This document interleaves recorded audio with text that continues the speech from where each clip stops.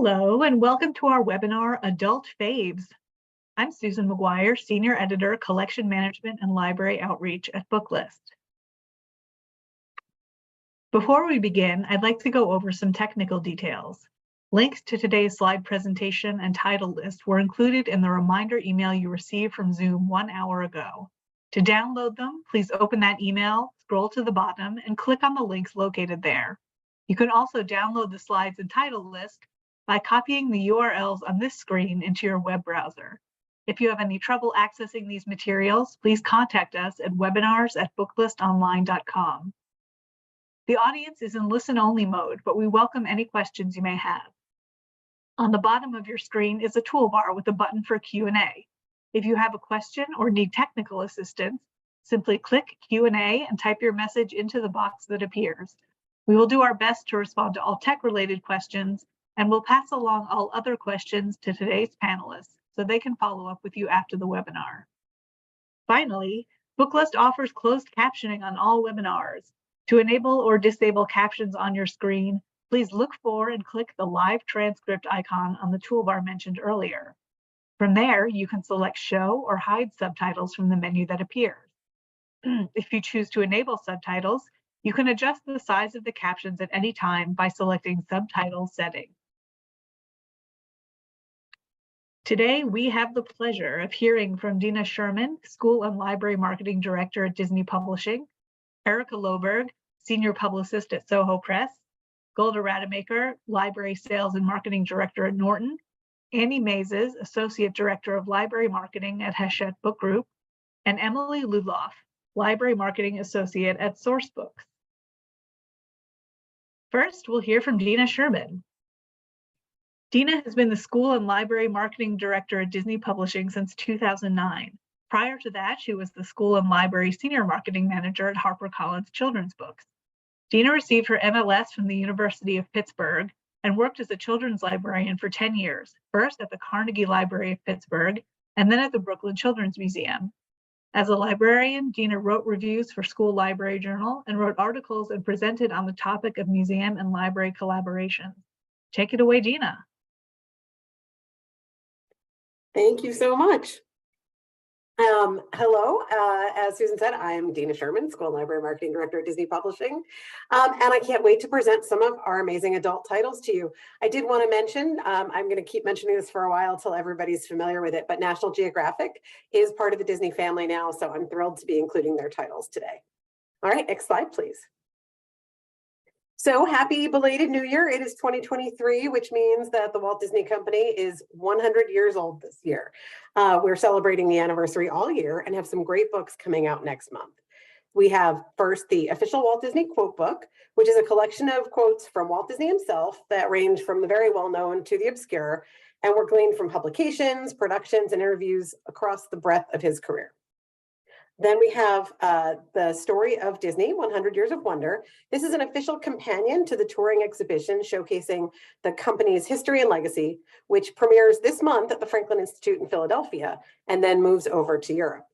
And lastly, we have a new commemorative edition of Walt Disney: An American Original.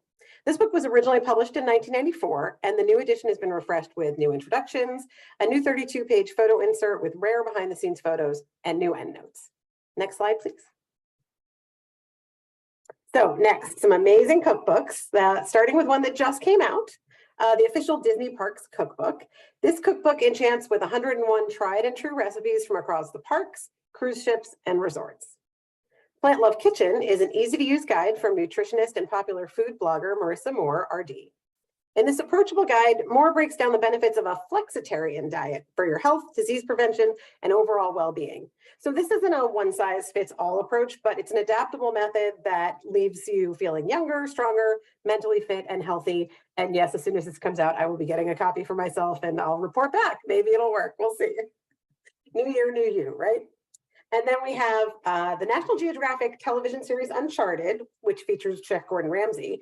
So he travels to some of the most remote locations on the earth in search of culinary inspiration, epic adventures, and cultural experiences. And now fans can experience his journey in this beautifully illustrated collection, which features 75 mouth-watering recipes and revealing insight into the cultures and foodways of destinations from Peru to Louisiana. Next slide, please.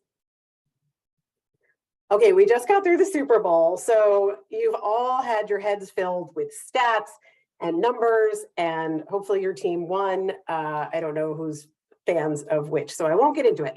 It's also one of the biggest things that people can argue about, right? Who's the greatest this? Who's the greatest that? Who's the greatest of all time? So nobody knows this better than Mike Greeny Greenberg from ESPN, the host of Get Up. His show is called Get Up. So in Got Your Number, Greeny's short but persuasive essays share which athletes he believes own each number 1 through 100. And again, I don't want to start any fights, so I'm not going to tell you which he picked. You'll have to see for yourself.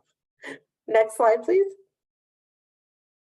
Photo Arc Insects is the newest title in the wildly popular, no pun intended there, Photo Arc franchise. And Joel Sartor's signature portraits highlight the amazing features and behaviors of the world's insects, spiders, and more. Next slide, please. We'll show a photo from insects. So I picked the butterflies because full disclosure, I am absolutely terrified of insects. Anything with more than 4 legs really freaks me out. But I figured the butterfly photos, we all love butterflies, right? But all the pictures in the book are incredible. When the pandemic forced photographer Joel Sartor to stay home in Nebraska instead of traveling to zoos and wildlife centers around the world, what did he do? He went outside and explored bugs. Not what I did, but to each their own.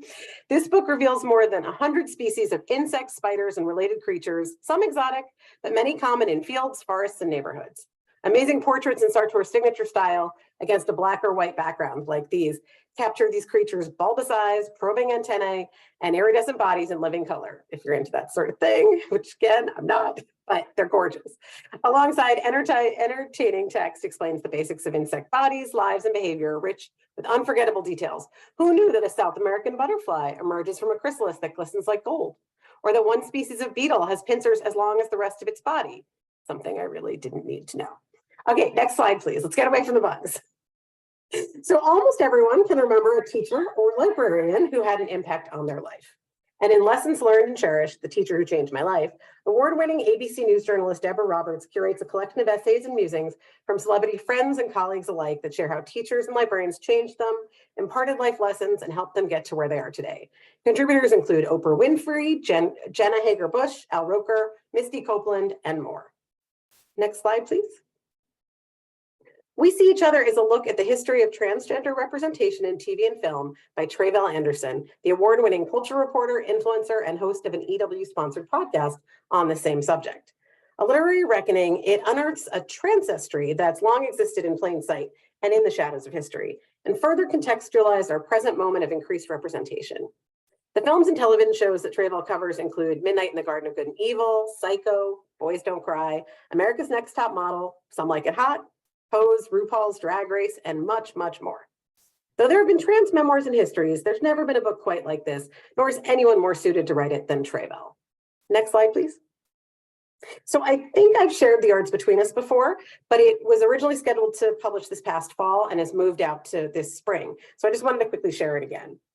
R.K. Russell, the first active NFL player to come out as bisexual, has written a groundbreaking, no-holds-barred memoir on his life on the NFL, remaking toxic masculinity into healthy masculinity, and what it takes to live an authentic, love-filled life. Next.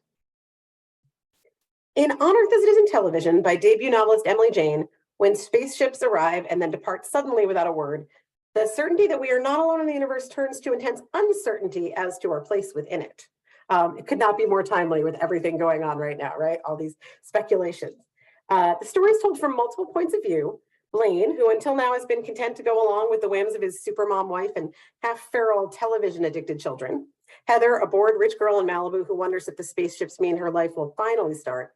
And Oliver, who becomes conscious and alert after 20 catatonic years and struggles to piece together his fragmented, disco-infused memories and make sense of his desire to follow a strange cat on a westward journey. It's definitely a must-read. I think all of your sci-fi fans are gonna love it. Next, please. So while we're on the subject of fiction, I just wanted to preview some of the great books that are coming out this summer and fall. Kiss the Girl is the third book in the best-selling Meant to Be collection, which are modern-day rom-com reimaginings of some of our favorite stories. This one's part Little Mermaid, as you could probably guess from the title, and part Hannah Montana.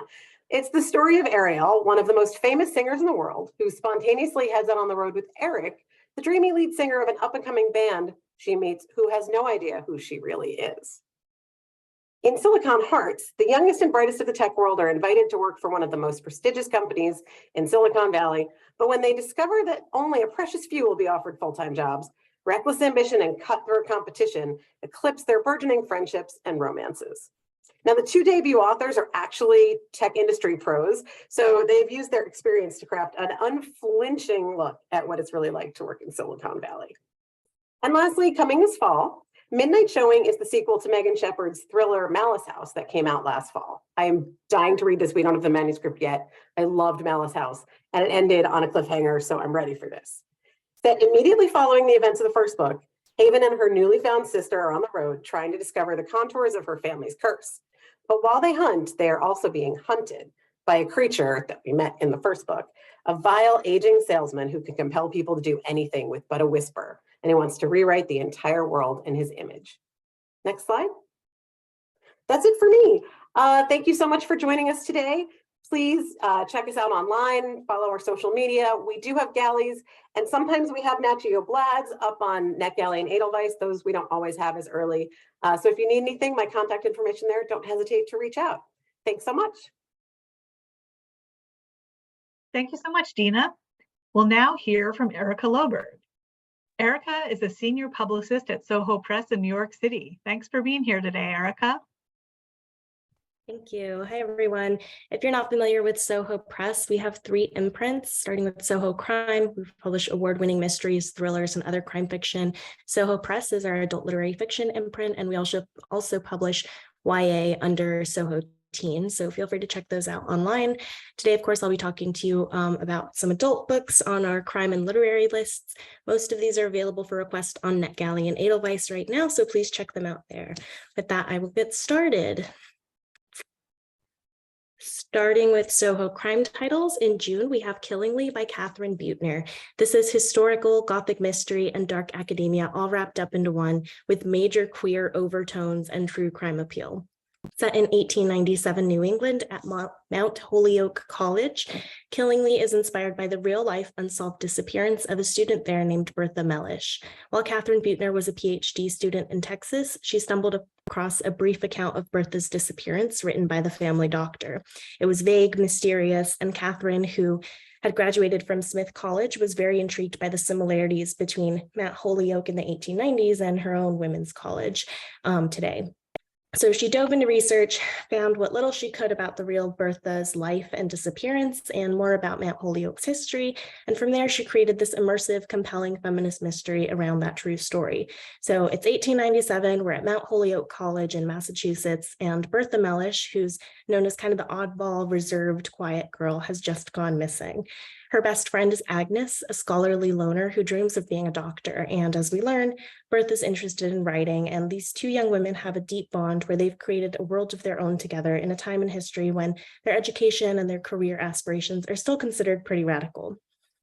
So when Bertha disappears, her father, her older sister, their family doctor, and a private investigator all come to the school to try to search for Bertha along with her classmates. And to everyone's suspicion, Agnes, who should probably know what happened to Bertha, is being very tight-lipped. So from there, we follow the search for Bertha, getting glimpses into her life and relationships as the narrative follows the various people searching for her. The plot includes many unpredictable and shocking moments that'll keep you turning pages in the slow burn literary mystery full of secrets and surprises, including, spoiler alert, Agnes and Bertha are more than just friends. Catherine Buettner was the winner of the Edmund White Award for her debut novel Alcestis, which is a lesbian retelling of the Greek myth that we're actually reissuing later this year in paperback, so keep an eye out for that. And this new novel delivers another engrossing, beautifully written story, as it provides a historical portrait of academia, family trauma, and the risks faced by women who chose to take unconventional paths in the late 19th century. Killingly is an unforgettable literary mystery perfect for fans of Donna Tartt and Sarah Waters. Next, please. In August, we have Evergreen by Naomi Hirahara, who is the author of the Maserati Mysteries, as well as Clark and Vision, which we published a couple years ago. In addition to winning the Mary Higgins Clark Award from the Edgars and the Lefty Award for Best Historical Novel, Clark and Vision was nominated for several other mystery awards and appeared on pretty much every big Best of the Year list. Naomi is a must-read author for fans of mysteries. Her writing is thoroughly researched and brings a contemporary feminist lens to fraught histories. Her characters are dynamic and deeply developed, providing glimpses into specific Japanese American cultural experiences like the aftermath of mass incarceration during World War II, which was a central point in Clark and Division and remains prominent in this new sequel, Evergreen. While Clark and Division took place in 1944 Chicago, right after the Ito family was released from their forced internment at Manzanar, Evergreen takes place 2 years later in 1946, when the Itos are finally allowed to return to their home in Los Angeles. Naomi paints a riveting portrait of this heartrending time when an entire community of Japanese American people had to start from scratch and rebuild their lives and homes and communities in LA. So the Itos are in California, and Aki, our heroine and sleuth from the first book, is working as a nurse's aide at a hospital, trying to rebuild some normalcy in her life, when an elderly man comes in to the hospital with injuries that make her suspect he's a victim of elder abuse.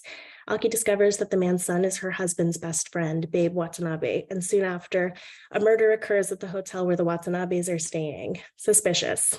So the cops start poking around, and Aki worries about her husband getting tangled up in the mess of the Watanabes. So she sets out to figure out what's going on, uncover their secrets, and once again, protect her family. If you enjoyed Clark and Division, you'll love Evergreen, which the incredible Lisa C. calls heartrending and eye-opening, saying it may be one of her favorite of Naomi Hirahara's novels to date. Fans of Jacqueline Winspear and Sujata Massey and historical female-centered mysteries will love Evergreen. And as a fun production element, this hardcover will have end papers with a printed historical map of 1946 Los Angeles. Next, please. Looking a bit further ahead, this is a really, really big book we're publishing in September, certainly our biggest book in the fall and really of the year. This is The Secret Hours by Mick Herron. If you're a fan of Soho crime, you probably already know about Mick and his Slough House novels, which is one of our most popular series about a group of disgraced British MI5 agents demoted to busy work at Slough House. It's a really smart, hilarious series full of thrills, underlying political commentary, vivid characters, and a lot of tongue-in-cheek moments that makes these books a really fun experience to read. Excuse me. The series was released as a TV show last year by Apple TV Plus, starring Gary Oldman as the irascible Jackson Lamb. They just aired the second season in December, and the critical acclaim has continued rolling in for it. So Mick's star has really been rising over the past several years, but especially in the last year. So we're so excited to have this new book from him in the fall. The Secret Hours is a standalone political thriller set in Berlin and London, past and present. British intelligence services are under investigation by an auditing committee who discovers a forbidden file about a high-level cover-up from a mission that took place in Berlin in 1994, shortly after the fall of the wall and the ensuing fallout. The story takes us from the auditing investigation back into that secret Berlin mission, revealing the truth of what happened there in a riveting but still humorous thriller in Mick's characteristic style. If you haven't read Mick Herron's books, you'll enjoy this one on its own as a compelling espionage novel. But fans of the Slough House series will be really excited to find some epic reveals about some favorite series characters in this one. Next, please. Moving over to our Soho Press imprint for literary fiction, at the end of May, we have The Light at the End of the World by Siddhartha Deb. Siddhartha is a journalist and the author of The Beautiful and the Damned, A Portrait of the New India, which was a nonfiction book that won the PEN Open Book Award. The Light at the End of the World is his first novel in over 15 years, and it combines thoughtful prose, experimental forms, monumental histories, and fun speculative elements to deliver a completely immersive, imaginative portrait of the India of our times. The novel is divided into 5 sections, comprising 4 different stories set across Indian cities and history. First, there's a journalist embroiled in a conspiracy in near-future Delhi, a place of ultranationalism and bizarre weather events that feel almost apocalyptic. Then in 1984, an assassin tracks an operator at the Bhopal chemical factory on the verge of one of the worst industrial disasters in the world. During the partition of India in 1947, a veterinary student prepares to pilot an ancient Vedic aircraft with the power to save or perhaps destroy the world. And in 1859, at the end of the Indian Rebellion, British soldiers pursuing the last surviving anti-colonial rebel leader meet a strange army in the Himalayas. And in the 5th and final section, we return to the journalist's narrative from the opening of the book. So each of these sections could be read as a fascinating, propulsive, and somewhat peculiar story on its own, but the really special thing about this book is how the four narratives intersect and work together to form a masterful literary reimagining of the Indian nation and larger global politics and history. Siddhartha wrote this novel with two inspirations. On the one hand, he was disheartened by contemporary politics, and on the other, he was excited by the fun, edgy things you can do to explore serious issues through storytelling. So this is a novel of both despair and hope, as the title suggests. Fans of Cloud Atlas will love this ambitious ensemble narrative that crosses genre lines, even as it evokes DeLillo in its shrewd dissections of society and Pynchon in its technical precision and peculiarity. This received an early starred review from Library Journal, who highly recommends it for readers interested in history, politics, and literary fiction. And next, at the beginning of May, we have La Tercera by the amazing Gina Apostle. Gina is the winner of this year's prestigious Rome Prize for Literature. She's won the Philippine National Book Award a couple of times, the Penn Open Book Award, and so much more. She is like a top-notch literary novelist. She writes profound, sweeping novels dealing with Filipino identity, culture, politics, history, and she expertly plays with narrative forms and writes with intelligence, poise, and wit. This is her first new novel since the breakout sensation Insurrecto in 2018. This is a literary delight that tells an epic multi-generational story of the Philippines with Gina's signature wit and erudition. We follow Rosario Delgado, who's a Filipino novelist in New York City who learns of her mother's death in the Philippines. Instead of rushing home, she puts off her return by embarking on an investigation into her family's history and her mother's supposed inheritance, a place called La Tercera, which may or may not exist. So as Rosario catalogs generations of family detritus and relics, she uncovers a multitude of lives and questions. And at the same time that she delves into her family history, we're given a picture of the country's erased history of exploitation and slaughter at the hands of American occupying forces. La Tercera is both personal and sweeping in its story of a family and entire nation. This is already a most anticipated book from Ms. Magazine, and it's an unforgettable read that will enthrall fans of Lisa Ko, Viet Thanh Nguyen, Filipino history, and philosophical historical fiction. Next, please. That is all that I have for you today. Again, please check these out on NetGalley and Edelweiss, and feel free to contact me with any questions. Thanks so much. Thank you so much, Erica. We'll now hear from Golda Rademacher. Golda started as a sales assistant at Norton 22 years ago. She is now the library sales and marketing director, which seems appropriate since both of her parents were librarians. She recently moved back to Michigan and is looking forward to visiting local libraries in her area. You can find her on Twitter and Instagram at www.nortonlibrary. It's yours, Golda. Thank you, Susan, and hi, everyone. Thank you for joining us today. We are very excited to be celebrating our 100th anniversary at Norton and happy to continue publishing great books that cover a lot of different topics. So I'll just jump into the summer highlights.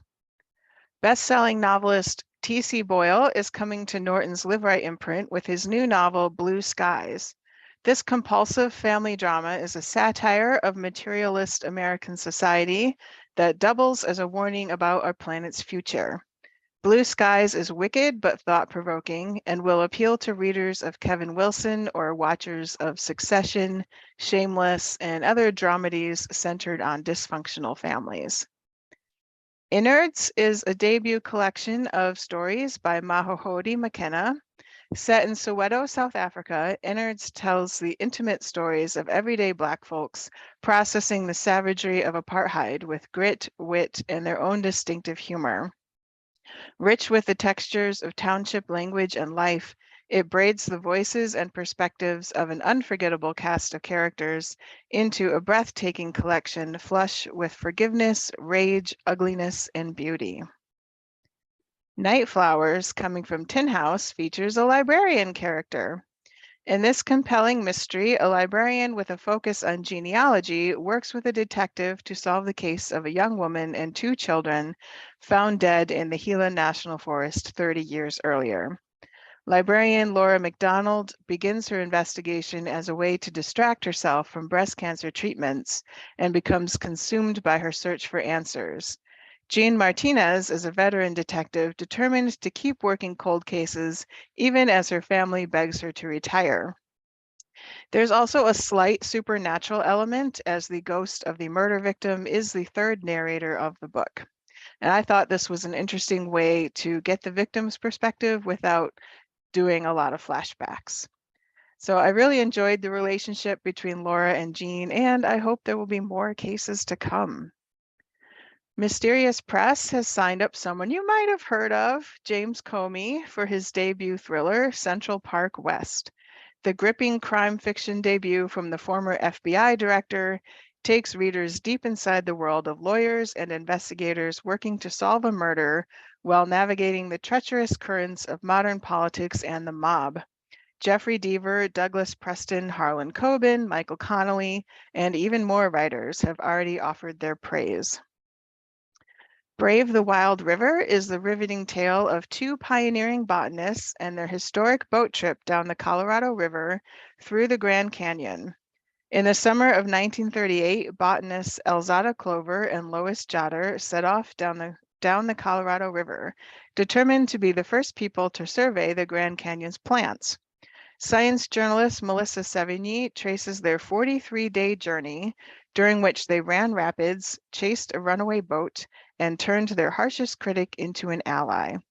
Their story is a spellbinding adventure of two women who risked their lives to make an unprecedented botanical survey at a time when human influences had just begun to change the area forever. Genealogy of a Murder is a multi-generational true crime story of three families whose paths collide one summer night in 1960 with the murder of a police officer. Journalist Lisa Belkin traces the paths of three men, one of them her stepfather, and the coincidences and choices that led to that fateful night.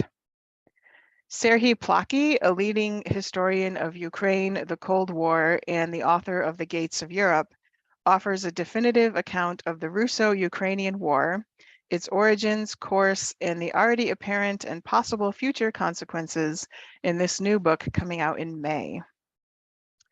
Thinning Blood by Leah Myers is a memoir that blends native folklore and the search for identity. Myers excavates the stories of 4 generations of women in order to leave a record of her family. Throughout, she tells the larger story of how, as she puts it, her culture is being bleached out, offering sharp vignettes of her own life between white and native worlds. Claire Patak is best known as the baker for Harry and Meghan's wedding cake and Lilibet's first birthday cake. In her new book, Love is a Pink Cake, she offers 75 sweet and savory creations. She also includes gluten-free, refined sugar-free, and vegan options, as well as the sought-after recipe for the Duke and Duchess's lemon elderflower cake. Such Kindness is the new novel by Andre Dubus III, the best-selling author of House of Sand and Fog, Townie, and more. The book is heartbreaking and philosophical, grim but with glimmers of hope, with a cast of characters who we root for against all odds. We received a great quote from Ann Patchett, who called it a gripping and transformational journey towards kindness in a tremendously moving novel. And then we have Girlfriend on Mars by Deborah Willis, that skewers billionaire-funded space travel in a love story of interplanetary proportions. Amber is moving to Mars, or at least she will be if she can beat out reality TV contestants from around the world who are competing for 2 seats on the first human-led mission to Mars. Kevin, Amber's boyfriend of 14 years, is left behind to tend to their hydroponic weed business in their overpriced Vancouver basement apartment. Kevin watches the show to find out why the love of his life is so determined to leave the planet with somebody else. Deborah Willis is going to be on a webinar for library staff on March 28th, and I'll send out the link to register for that in the follow-up email. Claire Fuller is one of Tin House's best-selling authors. The Memory of Animals is her new novel set during a pandemic, but not the COVID pandemic. And even though it has a post-apocalyptic setting, it is more about family, memories, and the choices you make in life than it is about a pandemic. If you liked Claire's first book, Our Endless Numbered Days, you definitely need to pick up this one. There's also octopus content for you remarkably bright creatures fans, but this book is definitely more dystopian than that one.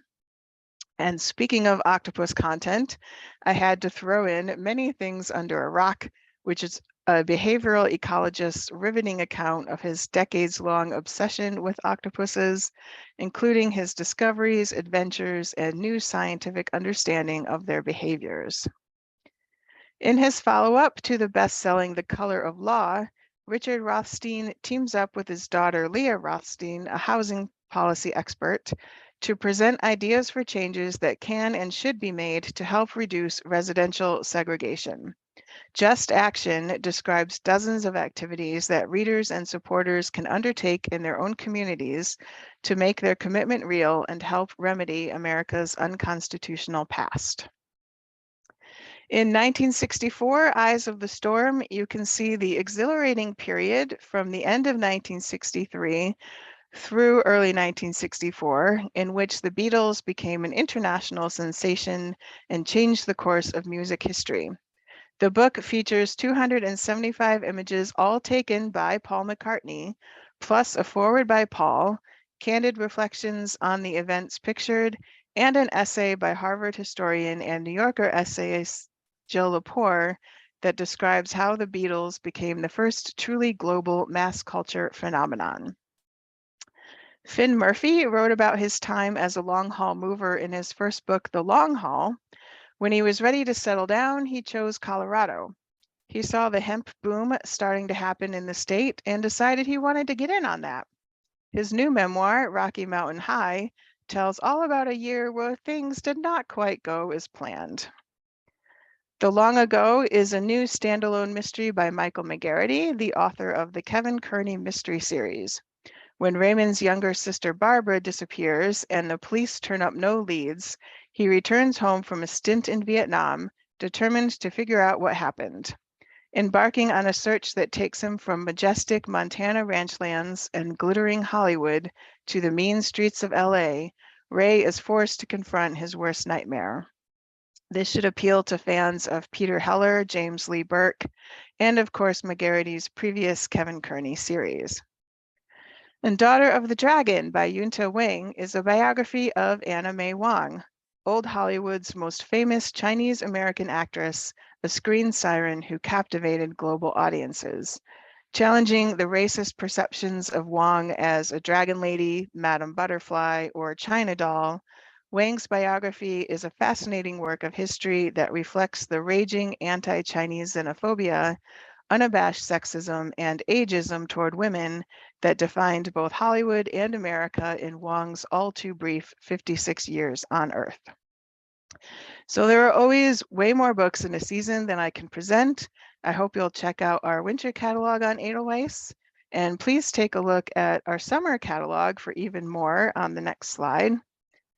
And we will continue to post digital ARCs for titles as soon as they become available. So thank you again for listening. I also do print ARC giveaways in the library newsletter, which you can subscribe to by following the library marketing link that is on your slide there. I hope I'll see some of you at ALA Annual, where we will have some centenary swag to give away.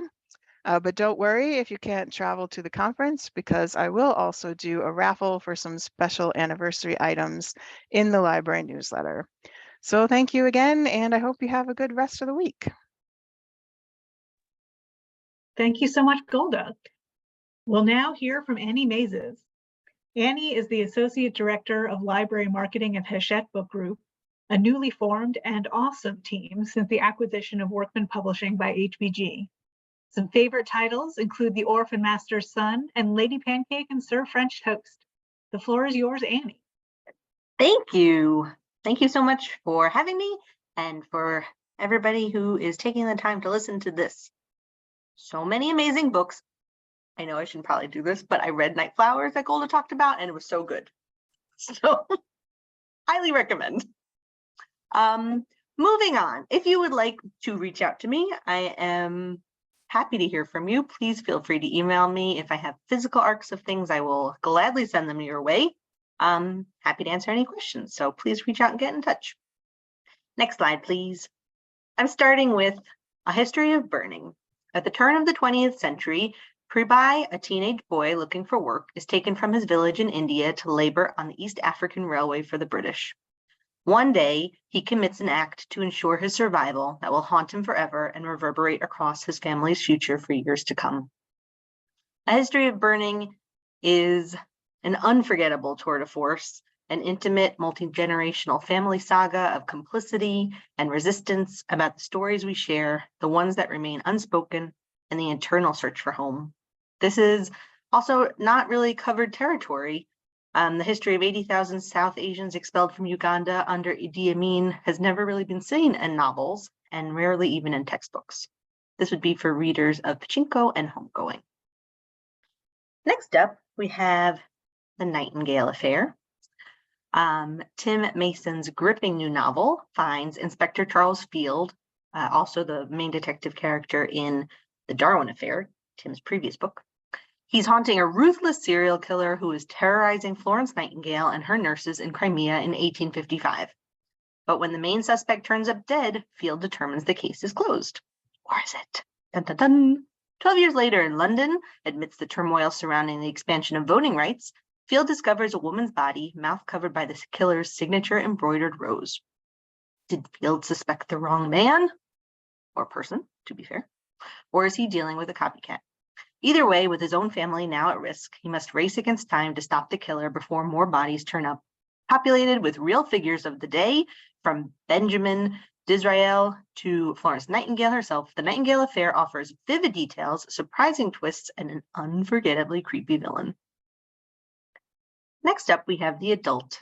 18-year-old Natalie has just arrived at her first year of university in Toronto, leaving her remote hometown for the very big and personal city.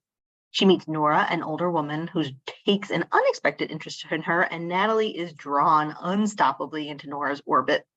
Natalie begins to lie to her floor mates, keeps secrets, and increasingly becomes obsessed with Nora, who is herself has some secrets and is maybe hiding some things from Natalie. Natalie realizes that this new adult identity she has imagined for herself is far from the one that she's actually growing into. The adult is about sex and yearning and trying to find yourself in the expectations of others. It's for readers of Michelle Hart and Elisa Songsuridé. Next, we have Goodnight, Irene. In 1943, Irene Woodward abandons an abusive fiancé in New York to enlist with the Red Cross and head to Europe. She makes fast friends in training with Dorothy Dunford, and together they are part of an elite group of women who command military vehicles called clubmobiles at the front line, providing camaraderie and a taste of home that may be the only solace before troops head into battle. After D-Day, these two friends join the Allied soldiers streaming into France. Their time in Europe will see them embroiled in danger from the Battle of the Bulge to the liberation of Buchenwald. Through her friendship with Dorothy and a love affair with a courageous American fighter pilot named Hans, Irene learns to trust again. Taking an inspiration from his mother's own Red Cross service. Seriously, I heard Luis Alberto Urrea talk about his mom and her story, and it is completely brought to life on these pages. It is tremendous what she experienced, and reading this book will give you like very, very real interpretation of what went on in her life. But it's an often overlooked story, and so Luis really delves into the women's heroism that was such a huge part of World War II. It's a family, it's a story about really powerful female friendship as well. Next is Night Bloom, author of Reese's book club pick, His Only Wife. Peace Adzo Medie returns with a moving novel about the unbreakable power of female friendship. After two inseparable young friends in Ghana become estranged, one moving to the US, only a crisis can bring them back together and reconnect their bond. A riveting depiction of class and family in Ghana, a compelling exploration of memory, and an eye-opening story of life as an African-born woman in the US, Night Bloom is above all a gripping and beautifully written novel attesting to the necessity of female bonds in the face of societies that would silence them. Perfect for readers of The Girl with the Louding Voice, Americana, and Of Women and Salt. Next is Inside the Wolf. Set in the rural South, Inside the Wolf is a novel about two accidental gun deaths and the true cost inflicted by the myths of masculinity and hunting on a small town community. Rachel Ruskin never intended to return to her family's tobacco farm in Silo, North Carolina, but when her academic career flames out, she has no choice. In the wake of family loss, she is alone, haunted by memories, by ghosts, and by Silo's buried history of racism and violence. Amy Rowland is originally from rural North Carolina herself, and she evokes the beauty of the setting and the vibrancy of its oral traditions while remaining clear-eyed about the dark side of both. I Meant It Once is next.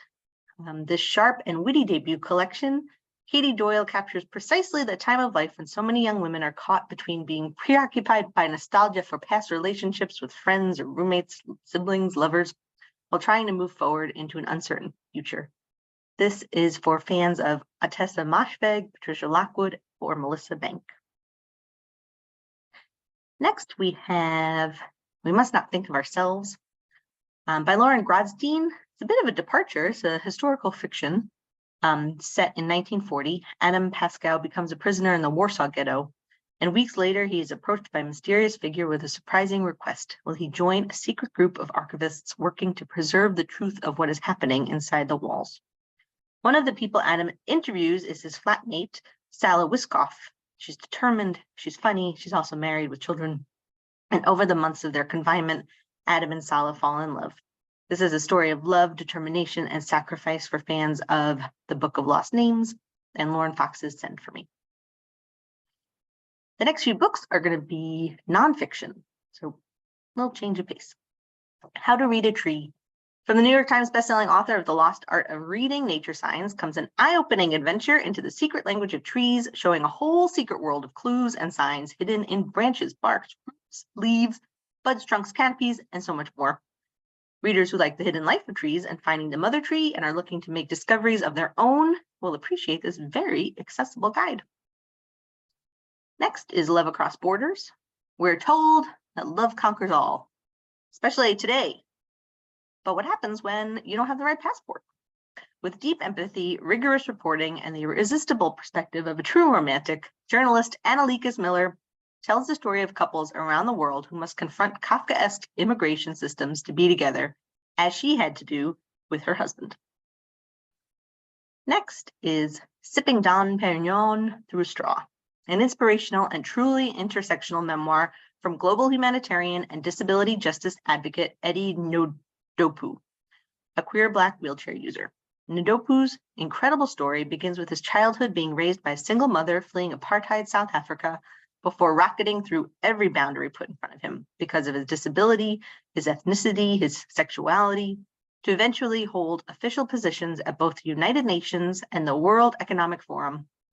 With beautiful, evocative prose, Ndopu invites readers, especially from marginalized communities, to break free of the confines of their character and demand that the world see them in the ways that they see themselves, to stop climbing mountains and start moving them instead.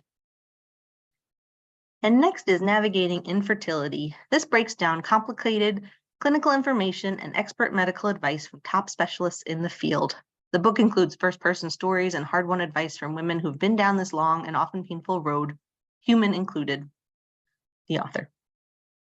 It offers a clear-eyed look at the emotional and psychological landmines that come with the journey. The result is a book that inspires as much as it educates and is a much-needed source of support and inspiration for readers looking for understanding. And last, we have a few big books coming. Why Fathers Cry at Night is a new memoir and collection of love poems by #1 New York Times bestselling author and Newbery medalist Kwame Alexander. The 5-Star Weekend is by Ellen Hildebrand. After tragedy strikes, Hollis Shaw gathers 4 friends from different stages in her life to spend an unforgettable weekend on Nantucket. The Ninth Man, only one American presidential assassination remains unsolved until now. Luke Daniels, character from Steve Berry's Cotton Malone series, finds himself embroiled in a deadly worldwide adventure. And Goodbye Earl, 4 women take fate into their own hands in this big-hearted journey of friendship, resilience, and revenge on monstrous men, from the award-winning author of Half Blown Rose. That is it from me. Thank you so much for being here. Thank you so much, Annie. Finally, we'll hear from Emily Ludloff. Emily is a library marketing associate at Sourcebooks. She previously worked as a digital marketer with some of the top names in the music industry in Nashville, Tennessee, but ultimately could not resist the pull of her first love, books. Close us out, Emily. All right. Hello, everyone, and happy Valentine's Day if you celebrate. Thank you so much to Booklist for letting me chat with you all today about my upcoming adult favorites. Next slide, please. My name is Emily Ludloff, and I'm a library marketing associate at Sourcebooks. You can follow us on Twitter, Facebook, and Pinterest for up-to-date information, galleys, and free resources. Most of the titles I'll be talking about today will be available as e-galleys on NetGalley and Edelweiss, but please feel free to reach out with any questions you might have. Next slide. All right, I'm going to start out with our fiction imprint, Sourcebooks Landmark. Next slide. Clytemnestra is Cersei meets Cersei Lannister in this powerful retelling. This Clytemnestra is a tale about power and prophecies and the most notorious heroine and favorite villain of the ancient world. Clytemnestra reigned as an unforgettable and ruthless queen. She fiercely dealt out death to the men who wronged her, and she forged a treacherous path to ensure she would never be forgotten. Next we have Nancy Horan, the author of the million-copy New York Times bestseller, Loving Frank, returns with The House of Lincoln. This sweeping historical novel tells the story of Abraham Lincoln's ascendance from rumpled lawyer to U.S. president to the great emancipator through the eyes of a young asylum seeker who arrives in Springfield, Illinois, from Portugal. And it is in Lincoln's home that this immigrant Anna finds employment as a Saturday girl and household help, working directly for Mary Lincoln in a front row seat to historic societal changes that will reshape not only Springfield, but an entire company. Next.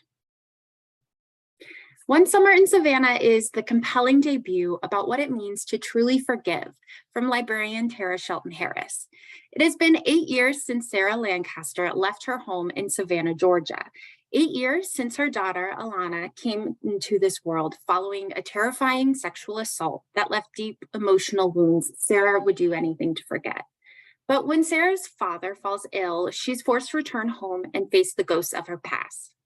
While caring for her father and running his bookstore, Sarah is desperate to protect her curious, outgoing, genius daughter from the Weilers, the family of the man who assaulted her. Sarah thinks she can succeed. I mean, her attacker is in prison, his brother Jacob left town years ago, and their mother are all unaware that Alana exists. But she soon learns that Jacob has also returned to Savannah, and when their two worlds collide, they are drawn together in unexpected ways. Next slide. All right, we're going to slide over to the real world with a couple of nonfiction titles. Next slide. The First Lady of World War II is the first book to tell the full story of Eleanor Roosevelt's unprecedented, courageous, and secret trip to the Pacific Theater during World War II. As Allied forces battled the Japanese for control of the region, First Lady of the United States, Eleanor Roosevelt, was there on the front lines, spending 5 weeks traveling on a mission as First Lady to experience what our servicemen were experiencing and report back home. Next slide, please. Unlikable Female Characters traces the evolution of highly memorable female characters, examining what makes them popular, how audiences have reacted to them, and the ways in which pop culture is finally allowing us to celebrate the complexities of being a woman. Journey through popular film, TV, and music, looking at the nuances of womanhood on and off screen to reveal whether pop culture and society is finally ready to embrace complicated women. Next slide. So for all of you mystery and thriller fans, you're gonna wanna look no further than our Poison Pen Press imprint. Next slide, please. And we have this beautiful book from international best-selling author Caroline B. Cooney, Comes the Wrong Good Deed. 50 years ago, in the Jim Crow South, Christophine did what she had to do to stop her father and his friends from committing a horrible crime. but secrets always find a way of coming to light. And two friends must face dire consequences when the truth of what happened in that field 50 years ago finally comes out. Next slide. All right, so of all the webinars and all the internet and all the world, you walked into mine. I couldn't let Valentine's Day go without letting you take a look at some of our upcoming romance titles from our Casablanca imprint. Next slide, please. A young librarian and an old curmudgeon forge the unlikeliest of friendships in the Lonely Hearts Book Club. Sloan is concerned when library patron author doesn't show up one morning to cheerfully insult her. Sloan tracks the old man down only to discover him all but bedridden. Wanting to bring more cheer into Arthur's gloomy life, Sloan creates an impromptu book club. Slowly, the lonely misfits of their sleepy town begin to find one another, and in their book club, find the joy of unlikely friendship. Next slide. Modern magic is blended with Thai mythology in Wings Once Cursed and Bound. Bennett Andrews represents a secret organization dedicated to locating and acquiring objects of myth and magic, tucking them safely away where they can do no harm. But when he meets Pérignon, she has already been trapped in a deadly curse. And while it won't kill her right away, it's only a matter of time. So determined to save her life, Bennett sweeps Pérignon deeper into a supernatural world, far beyond anything she's ever imagined, in a desperate bid to find a solution to this curse. And also, they find an explanation for the powers she has and she doesn't even know how to define. Next slide, please. From the New York Times bestselling author of Fury Born comes Claire Legrand's debut adult fantasy romance, A Crown of Ivy and Glass. Lady Gemma Ashbourne believes the only way she can gain her father's favor is to claim victory over the deadly feud between the powerful Basque family and her own. But when she meets the intriguing and devastatingly handsome Talon, a man seeking his own family's redemption, they strike a bargain that will lead them both to glory. But when these warring families and demons are involved, things rarely go according to plan. Next slide, please. In the book proposal, after a romance writer Grace Landing is broken up with and drinks one too many one night, she drunk emails her long ago high school crush. Yikes. But she receives a surprising response. And the two forge an unlikely friendship that's unmistakably headed for more. Colin's tales of his own woeful breakup become fodder for Gracie's imagination. And then with the deadline looming and her checking account dwindling, Gracie has no idea that borrowing Colin's story could wreak havoc on her life, her career, and her own chance at happily ever after. Next slide. A Curse of Saints is the first book in an epic romantic fantasy series from TikTok sensation Kate Dramas. As an elite spy and third in command to the Queen, Aya's dedicated herself to a life of discipline and duty, using her gods-given affinity to ensure dark magic never returns to the realm, even if that means reluctantly allying with the Queen's steely-eyed enforcer to face a truth about herself that may destroy everything she's sworn to protect. Next slide. So for readers of the House of the Cerulean Sea comes The Only Purple House in Town, a fantastical story about found family, love, and acceptance from New York Times and USA Today bestselling author Anne Aguirre. When Iris Collins unexpectedly inherits a house from her great aunt, she winds up renting rooms like a Victorian spinster, collecting other lost souls, and not all of them are human.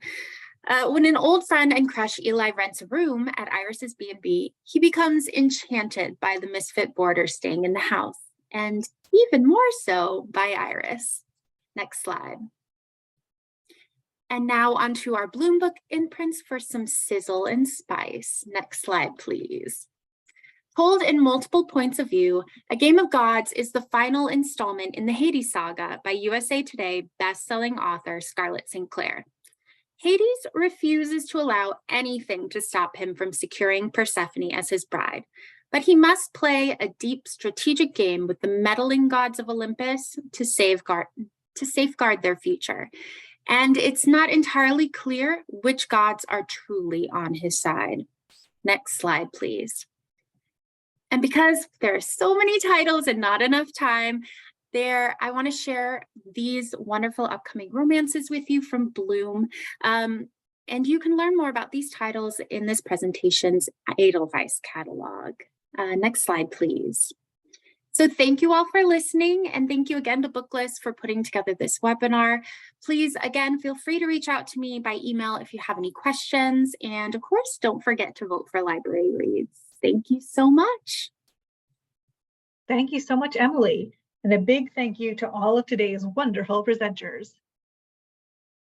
Tomorrow, all attendees will receive an email containing links to today's slide presentation, title list, certificate of completion, and video recording. For more about Booklist webinars, be sure to visit www.booklistonline.com/webinars, where you can view archives of past webinars and register for upcoming ones, like the ones you see here. Have you heard? Our new book browsing guide offering reading recommendations to patrons of all ages is now available in print. Go to bit.ly/booklistreaderinprint to find out how you can order print copies for distribution at your library. Booklist subscribers can share issues digitally as part of their subscription. Visit our website for more details and to see examples of how libraries are sharing Booklist Reader with their patrons. Thank you for joining us for today's webinar. One more huge thank you to our panelists and to our sponsors, Disney Books, Soho Press, W.W. Norton and Company, Hachette Book Group, and Sourcebooks.